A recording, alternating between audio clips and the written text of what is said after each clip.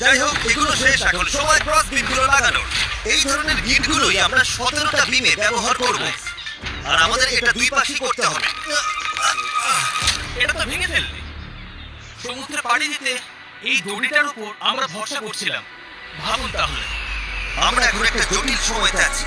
সামনে দুটো পথ আছে। আমরা চাইলে কাজ চালিয়ে যেতে পারি এভাবেই, অথবা সমুদ্রে নামার পর ভেঙে গেলে সব শেষ, অথবা আমরা একটু ব্রেক নিয়ে এটাকে জলে নামাতে পারি, আর এগুলোর আগে দেখে নিতে পারি এটা ভাসে কিনা। চলো দেখা যাক কি হয়। চলো যাও যাক। চলো যাবে। ঠিক আছে, এই দ্বীপে এতগুলো দিন থাকার পর অবশেষে সেই মুহূর্ত এসে গেছে। চলো, এই গিটগুলোকে ভরসা করতেই হবে। আমরা নিজেদেরকে ওই দ্বীপের দিকে এগিয়ে নিয়ে যাই। এটা ভেঙে ফেললে। আমি কোনো জাহাজ বানাই না বা ওরকম কিছু, শুধু নিজের মতো চেষ্টা করি। হয়তো ভাসছে।